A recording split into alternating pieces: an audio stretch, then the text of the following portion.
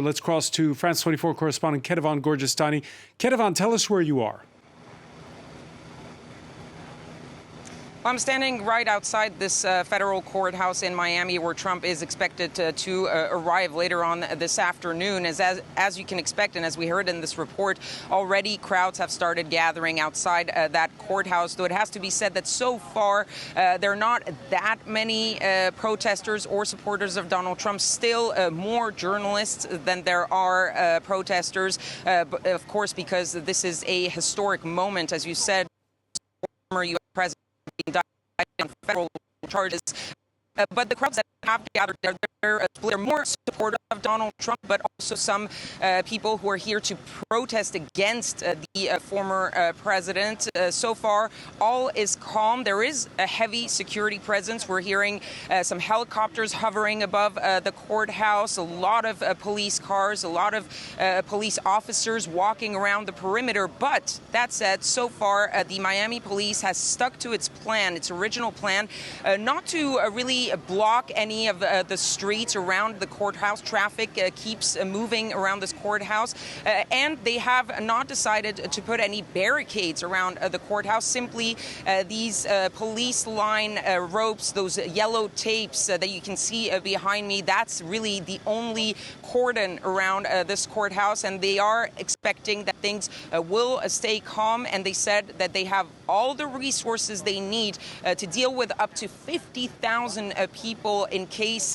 there were to be that many people, and they are prepared for any type of protest, though they are calling on people to really express their First Amendment right in peace, in calm outside this courthouse.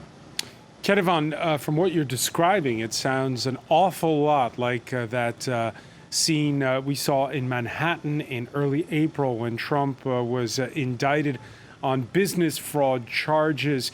Outside of Miami, is there the sense that this is just a repeat of that moment, or a sense that these charges are much graver?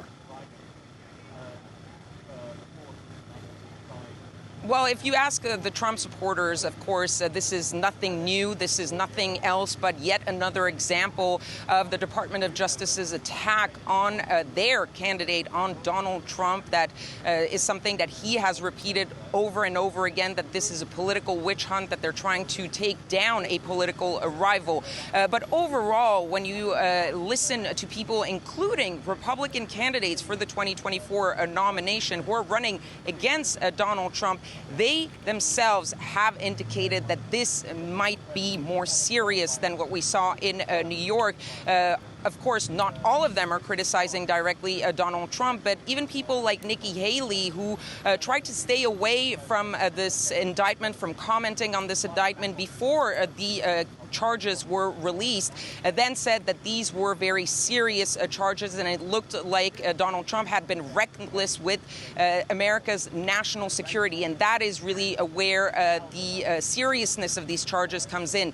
It's really the type of charges that are against him, the mishandling, the holding on to classified documents, including top secret documents, and obstructing justice when the Department of Justice was trying to get those documents back, and the type of documents that were unveiled partly in that indictment, showing things like the vulnerabilities of the United States or possible military attack plans for other countries. These are very serious documents, and for Republicans, who are traditionally the party of law and order, the party of U.S. defense, this is something that they're taking very seriously.